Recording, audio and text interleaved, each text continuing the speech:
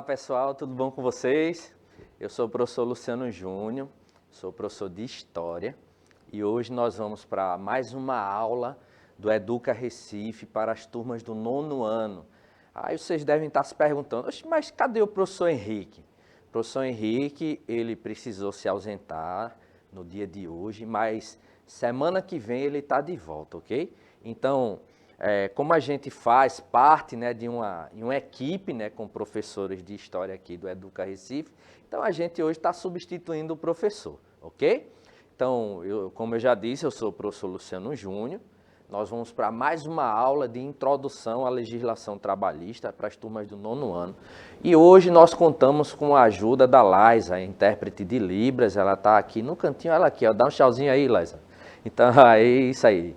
Então, ela, junto com a equipe maravilhosa que nós temos aqui de Libras, né, de intérpretes de Libras, ajudam a gente aqui nesse trabalho para que as aulas se tornem mais acessíveis para todos e todas. E como eu disse, né, como nós fazemos parte de uma equipe, nos ajudando hoje aqui no chat, né, para interagir aí com vocês, está ela, a maravilhosa professora Yolanda. Oi, gente, que bom estar com vocês. Interajam conosco, que hoje vocês vão ter aula com 2 professores realmente bonitos. Então, zoeira, né, à parte, a gente vai retomar aí, né, aquilo que o professor Henrique vem trabalhando com vocês, ok? Então, vamos começar a nossa aula, né? Então, o professor, ele vem trabalhando com vocês a questão dos direitos trabalhistas, né? Então, o que é que a gente observa aqui, né? Ele traz logo de início aqui uma pergunta, né? O que é que você conhece sobre os direitos trabalhistas, né? Então, direito trabalhista, né, a gente associa a questão de que são direitos, né, comuns a todos os trabalhadores e trabalhadoras, né, do país, do Brasil. Então, como o robozinho aqui do professor Henrique, ele diz, né, é algo que nós precisamos saber mesmo, né? É interessante que a gente possa conhecer sobre os nossos direitos trabalhistas, né? Porque mais cedo ou mais tarde vocês vão entrar no mercado de trabalho. Então, vocês precisam estar antenadas, né, com essa questão dos direitos, né, do trabalho, porque serão mais na frente aquele conjunto, né, de leis que vão acobertar vocês todos e todas enquanto trabalhadores e trabalhadoras, ok? Então a gente vai falar sobre isso. Por quê? Na aula passada, o professor Henrique, ele deve ter trabalhado com vocês aí a questão, né, da diferenciação aí entre o trabalho formal e o trabalho informal. Então a gente vai retomar esse debate, né, tentando explicar aí mais uma vez aquilo que seria o trabalho formal e o trabalho informal. Então, dentro dessa perspectiva, a gente vai tentar discutir um pouquinho sobre isso aí. Então, veja, o trabalho formal, ele se dá, né, quando há um contrato de trabalho estabelecido a partir das leis, né, trabalhistas vigentes na sociedade e mediante a assinatura da chamada carteira de trabalho, que é essa daqui, ó, que está aqui, ó, na imagem que o professor colocou, né? Então, a carteira de trabalho e previdência social. Então, nesse sentido, a gente tem aí, ó, o trabalho formal, ele se dá quando você é contratado, né, por uma empresa e o empregador vai lá e firma um contrato com você, assinando aí a sua carteira de trabalho. Professora, antes de ser funcionária da Prefeitura do Recife, a senhora já trabalhou em alguma empresa, né, com um contrato de trabalho desse, né, ligado à questão do regime geral de trabalho? Sim, já trabalhei. Acho que alguns pais ou mães de vocês, ou algum parente também, né? Tem algumas vantagens, como a gente ter direitos trabalhistas, como o professor já vai mostrar, de férias, de 13º. Então, são várias vantagens que nós, trabalhadores, temos a partir disso. Ok. Aproveitando e lembrando, né, que vocês podem interagir conosco pelo chat, né, do aplicativo aí do Educa Recife. E se você que está aí agora assistindo a aula, você ainda não fez o download, você está aí, ó, feito peixe fora d'água aí, bestando. Então você pega ali, ó, e ó, QR Code aí na tela, aponta o seu celular que ele vai direcionar você para fazer o download do aplicativo de acordo com o seu sistema operacional, Android ou iOS, ok? Então veja, o contrato de trabalho, né, ele é estabelecido, né, aí você tem a assinatura aí na sua carteira de trabalho e inicia então um contrato de trabalho formal, né? Que como a professora colocou, ele vai trazer alguns direitos, né, para a gente vai tentar avançar aí naquilo que o professor Henrique já vinha trabalhando com vocês, ok? Então vejam, já no trabalho informal não existe o contrato de trabalho, os direitos trabalhistas não são assegurados. Aí vamos resgatar aquilo que foi discutido em uma aula passada aqui com o professor Henrique a respeito da questão da uberização da economia. Então hoje nós temos, por exemplo, muitos trabalhadores que trabalham prestando serviço por aplicativos. Okay? Então a gente tem vários aplicativos aí, aplicativos de transporte, aplicativos de comida, aplicativos de entrega de supermercado. Então o trabalhador, né, ele não conseguiu ali um trabalho, né, formal, um trabalho com a carteira assinada, então ele resolve fazer o cadastro, né, para trabalhar via esses aplicativos. É interessante porque ele vai estar gerando renda, né, para ele. Porém, tem um problema, como a relação de trabalho ela é informal, ele não terá os direitos trabalhistas previstos ali pela Constituição, pela legislação trabalhista. Isso gera um problema, tipo, você resolveu comprar uma bicicleta ou uma moto, né, para trabalhar em um desses aplicativos de entrega de comida ou de produtos, né, de supermercado. Aí você está lá trabalhando, professor, mas ali eu posso fazer meu horário, eu posso trabalhar na hora que eu quiser, ali eu vou ser patrão de mim mesmo, vê. Aí o cara raciocina dessa forma, mas esquece que, por exemplo, se a sua moto, a sua bicicleta quebrar, quem é que vai fazer a manutenção dela? Quem vai pagar? É você. Se você, espero que isso não aconteça, né, se acidentar, quem é que vai ter o custo, né, do seu problema ali de saúde, né? Vamos dizer que você quebrou uma perna, aí no acidente, aí você vai precisar ficar 15 dias sem trabalhar, né, em repouso lá por conta da perna. Naquele dia ali você não trabalha, você não recebe, você não vai ter a renda. Se vocês tivessem um contrato, né, de trabalho formal, existe uma legislação que garante, né, que você possa ficar afastado de licença médica ali e continuar recebendo, continuar protegido, né, pela legislação. Então, existe essa questão. E hoje, infelizmente, né, no Brasil, a gente tem uma quantidade aproximada de mais ou menos 40 milhões de pessoas que estão vivendo da informalidade, ou seja, procuraram um trabalho em uma empresa qualquer, né, não conseguiram, então tiveram que, para continuar sobrevivendo, né, para continuar tendo renda, para sustentar e sustentar a sua família, tiveram que partir para a informalidade. E isso é complicado, porque, por exemplo, com o trabalho formal, você vai continuar ali, você vai pagar os impostos, né, que vão ser mandados lá para o Estado para que ele possa transformar aqueles impostos em serviços, em hospitais, em creches, pagando, né, o policial que vai fazer a segurança da sua comunidade. Quando você está na informalidade, aquele dinheiro que você recebe, ele não tem os impostos que são descontados, né, ali para o governo. Então, quanto maior a informalidade, menos o governo arrecada e menos ele pode prestar serviços públicos para a população. Então, isso termina sendo um problema, não é verdade, professora? Pois é. Tem muitos discursos a respeito disso, né? Mas é muito dificultoso para muitos trabalhadores não terem essas seguranças.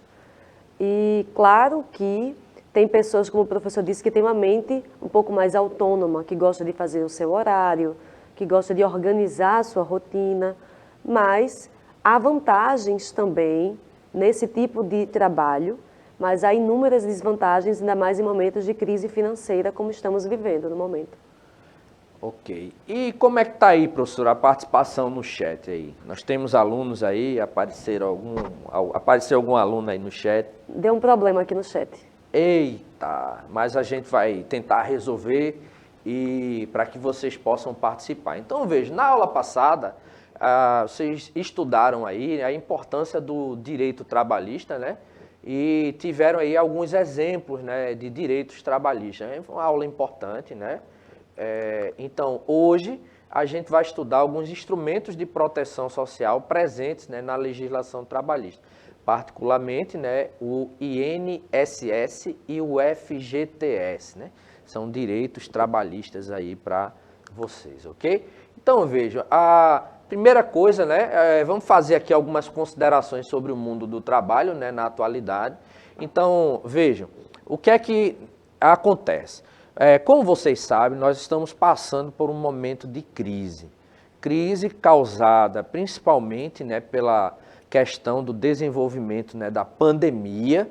Nós estamos passando por uma pandemia aí do novo coronavírus, né, que infelizmente já foi responsável pela morte de mais de 603 mil pessoas no Brasil. Então a gente aproveita aqui para se solidarizar com as famílias que perderam, né, essas pessoas e aproveita para lembrar para vocês o seguinte: precisou sair, se proteja, use a máscara. Aqui a gente não está usando máscara porque existe um distanciamento, né, entre mim e, por exemplo, a Laís, a nossa intérprete de Libras, entre mim e a professora Yolanda. Então a gente não utiliza. Mas vocês devem observar que até aqui nas aulas do Educa Recife, em alguns momentos, quando há interação mais próxima de professores, todos e todas vão estar devidamente equipados ali com a máscara de proteção, ok? Então, precisou sair, usa máscara, leva o álcool em gel ou o álcool 70%, porque a gente está passando por um momento de crise, né? Está passando por um momento de pandemia. Então, vejam, a crise econômica abalou não só o Brasil, né, mas o mundo todo. Então, a epidemia, né, do coronavírus, ela fez com que, né, na medida em que a gente precisa, né, trabalhar nessa dinâmica, né, do isolamento. Então, isso gera um custo, né, porque se as pessoas não podem sair para trabalhar, a gente vai ter um custo, né, em decorrência da questão da crise, né, que a pandemia ela causa. Então, no caso do Brasil, o cenário aí de pandemia terminou reduzindo bastante os postos de trabalho, né, formais. Ou seja, lembrando, trabalho formal é aquele onde existe o contrato, né, de trabalho assinado entre patrão e empregado, né, entre empregador e funcionário, digamos assim. Então, nesse sentido, né, é interessante a gente saber que esses postos de trabalho eles foram reduzidos, né? Parece que agora há uma lenta e bastante lenta retomada de alguns postos, mas hoje a taxa de desemprego, né, ela ainda gira em torno de aproximadamente 14 milhões de pessoas, né, sem trabalho formal, certo? Pessoas desempregadas. Tá? Então, se a gente juntar aí as pessoas que já assim procuraram tanto emprego e não acharam, né, que perderam de certa forma a esperança ali e infelizmente pararam, né, de procurar emprego, a gente aumenta isso para algo em torno de 20 milhões de brasileiros. Junte-se a isso também a questão da informalidade, né? Mais ou menos 40 milhões de brasileiros. Então hoje nós temos aproximadamente 60 milhões de pessoas no Brasil vivendo da falta do desemprego, né, formal, ok? Sejam os desempregados ou aqueles que estão na informalidade. Então isso é um problema muito grave, né? Um problema muito sério que o governo tem que se dedicar aí bastante para resolver, ok? Então, vejam, então, nesse sentido, né, a gente sabe que a sociedade, né, para resolver essas questões, ela precisa de uma economia forte para que a gente tenha mais trabalhos com todos os direitos assegurados. Então, é preciso garantir direitos, ok? Não mandar, por exemplo, o trabalhador escolher, né? Porque há um tempo atrás a gente tem aí um governante, né, que abriu a boca para dizer que os trabalhadores brasileiros teriam que optar, né, entre menos direitos, né, e emprego, ou mais direitos, né, e menos emprego, né? Como se essas coisas elas pudessem ser dissociadas, né? E como se a extinção de direitos trabalhistas fosse levar o país, né, a abrir mais postos de trabalho, o que a gente termina evidenciando por meio de pesquisas, né, e de índices estatísticos que isso se constitui como uma falácia, né, que não acontece na realidade, né? Então, a gente tem uma sociedade onde, infelizmente, a maioria, né, uma grande parte, né, de empregadores, e com isso, gente, a gente não está aqui demonizando, né, os empregadores, não, eles são importantes, o empreendedor, né, brasileiro ele é importante, porque na medida que ele abre uma empresa, ele está gerando realmente ali emprego, né? Mas se o camarada ele tem a possibilidade de não pagar alguns direitos, né, trabalhistas para o funcionário e aumentar ali a sua margem de lucro, a gente observa por pesquisas aqui no país, né, que eles têm optado por aumentar a sua margem de lucro e não por ofertar mais vagas de emprego ou salários melhores, né, para os seus trabalhadores. Então, é preciso a gente fazer essa ressalva. Então, vejam, um dos direitos, né, que a gente vai observar aí pela legislação trabalhista é o direito à chamada Seguridade Social. Aí, será que você sabe aí o que é que significa isso? O que é que significa Seguridade Social? E a gente apresenta aqui duas siglas, né, o INSS e o FGTS. Então, você que está assistindo a aula agora, você sabe o que significa isso aqui. O que é que significa INSS? O que é que significa FGTS? Então, vamos tentar entender. Vejam, começando, né, pelo INSS, que trata-se aí do quê? Do Instituto Nacional do Seguro Social, que é uma instituição pública, né, instituição do governo, que recebe aí contribuições para custear o regime geral da Previdência Social e parte dos benefícios assistenciais. Exemplo, a gente passa, né, uma média de 30 a 35 anos da nossa vida trabalhando. Se você tiver ali o seu contrato formal, né, carteira assinada, com 30 a 35 anos de trabalho, você ganha o direito à sua aposentadoria. E a verba que vai ser ali recolhida para custear a sua aposentadoria, quando depois de um bom tempo de serviços prestados, você finalmente, né, ganha a sua aposentadoria e vai poder descansar, né, pelo resto, né, da sua vida ali. Então, essa verba ela é tirada como um imposto, né, que vai exatamente, né, para não somente para o INSS, mas para o FGTS, que a gente vai ver mais na frente. Então, se tira uma porcentagem do seu salário, e aquilo ali vai ser depositado, tipo uma poupança, né, que vai ficar ali guardadinha para que quando você se aposente, aquele tempo que você contribuiu durante o seu trabalho, né, com essa porcentagem, aquilo vai retornar para você na forma, né, de um salário de aposentadoria, ok? Então, é o INSS, né, que ele é responsável, por exemplo, né, por custear esse valor aí da Previdência, né? Então, quando você se aposenta, é o INSS que vai cuidar de resolver aí todos os trâmites para garantir a sua aposentadoria, ok? Então, eu estava calculando aqui, acho que ainda vou precisar trabalhar, professor, algo em torno de uns 20 anos para poder me aposentar. A senhora já fez os cálculos do seu tempo de serviço? Não, que eu não quero ter raiva essa hora. Misericórdia. Então, vamos continuar, certo? Vamos continuar. Certo? Nesse sentido, a gente tem aqui, ó, todos os trabalhadores, exceto os que participam de outro regime de previdência, né, obrigatoriamente recolhem a verba do INSS. Lembra aquela porcentagem que eu falei? Hoje ela gira em torno de 11,8% a 14%, né, de verba, né, que é recolhido do seu salário. Então, todos os meses do seu salário vai ser tirado essa porcentagem e ela vai ser recolhida pelo INSS, né, para custear a sua aposentadoria mais na frente, ok? Então, a gente tem isso, né? Aí, ó, vejam, a depender da remuneração é descontado de 7,5%. Vejam, dentro da perspectiva, né, do trabalho da gente aqui, por exemplo, professor. Professor gira em torno de 11,8% a 14%. Existem algumas profissões, né, que têm um desconto menor, mas aí a média é essa, 7,5% a 14% do salário, né, do trabalhador, e o restante é completado pelo empregador até chegar a 20%. Em outras palavras, pelo nosso regime de previdência, né, aqui pelo regime do INSS, a aposentadoria do trabalhador ela é custeada pelo trabalhador e pelo empregador.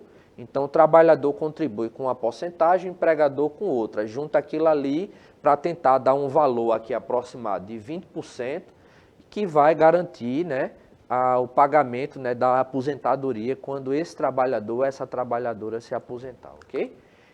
E o que é que a gente ganha, né, com esse desconto? Veja, exemplo, se um trabalhador recebe um salário mínimo de R$ 1.100, desconto de 7,5% significa um desconto de R$ 82,50, certo? Então, no caso daqueles funcionários que são autônomos, ou seja, o camarada trabalha para si mesmo, e ele quer contribuir aí com o INSS, ele paga 5% de um salário mínimo, ou seja, R$ 55. Tudo aquilo ali vai sendo guardado para mais na frente, né, quando chegar o momento da aposentadoria, ok? E aí aqui a gente falou da aposentadoria, certo? A pensão por morte, por exemplo, salário família, o salário maternidade, auxílio doença, acidente e reclusão. Tudo isso aqui são benefícios que o INSS ele garante, né, para os trabalhadores. Porque, por exemplo, seu pai e sua mãe aí trabalham, né? Você tem seu pai e sua mãe em casa. Vamos dizer que só seu pai trabalhe. Então, sua mãe está lá cuidando de você, dos seus irmãos, como acontece em muitas famílias, né? Embora que assim, graças às mudanças que têm acontecido na sociedade, a mulher tem ganhado cada vez mais, né, a sua liberdade, né, ela tem entrado cada vez mais no mercado de trabalho, e isso é muito importante, né, que todos e todas, né, tenham as mesmas oportunidades de trabalho, né, de direitos, ok? Então, veja, mas nesse exemplo, vamos imaginar que o pai dessa família morreu. Aí a mãe não trabalha. Como fazer? Não trabalha fora, isso. Trabalha em casa com os serviços domésticos, tudo, que é um trabalho. E, inclusive, foi boa a lembrança, professora, porque as mulheres, elas terminam, na maioria esmagadora das vezes, tendo uma jornada dupla, ok? Porque trabalham em casa e, às vezes, né, trabalham também no mercado de trabalho fora, ok? Então, veja, nesse sentido, o que é que a gente tem? Morreu o pai daquela família e como é que a mãe e os filhos agora vão sustentar? Então, um dos direitos, né, assegurados aí pela questão da Previdência, né, o serviço aí que o INSS presta, é a pensão por morte. Esse valor que foi depositado, né, a partir do desconto do pai, né, ali no salário, ele vai para pagar uma pensão, certo? Para a esposa, né, para que ela possa se sustentar e sustentar, né, os filhos e filhas que tiver, ok? Outros aqui como o salário família, né, o salário maternidade, que é a mulher, ela está trabalhando, então ela engravidou, teve o filho, então ela vai ter direito, né, ao pagamento do seu salário enquanto ela estiver ali no momento, né, do resguardo, né, descansando pela questão da gestação ali e pela questão do parto, né, daquele filho ou filha, ok? Auxílio doença, auxílio acidente, né, reclusão, que é tipo o seguinte, veja, lembram o exemplo que a gente citou no começo da aula? O cara trabalha num desses aplicativos, então ele sofreu um acidente.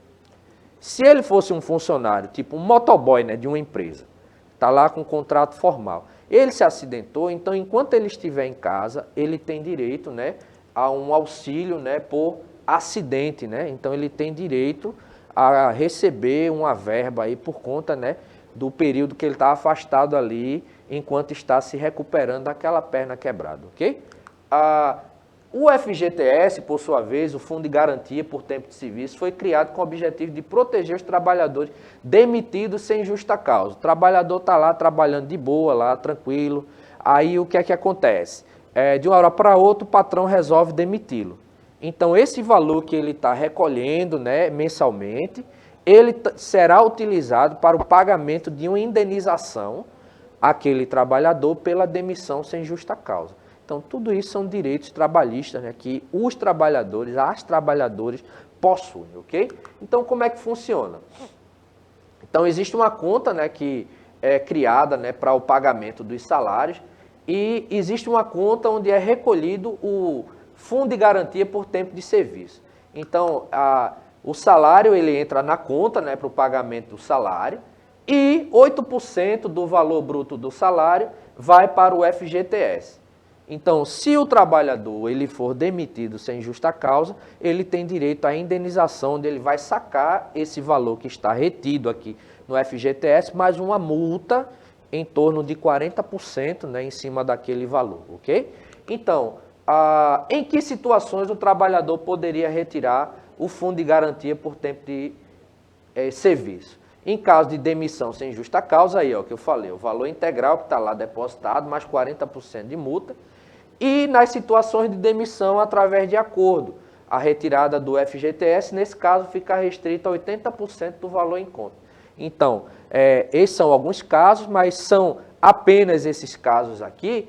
Vejam, existe também a verba em decorrência da aposentadoria, mas vejam, hoje nós vamos ficar por aqui e a partir da próxima aula, o professor Henrique ele vai continuar trabalhando com vocês essa temática, ok? Então, vamos ficar por aqui. Por hoje, a gente encerra a nossa aula. Agradecer aí a Lais, agradecer a professora Yolanda. Tamo junto. É nóis. No mais, tchau, tchau, gente. Até a próxima aula.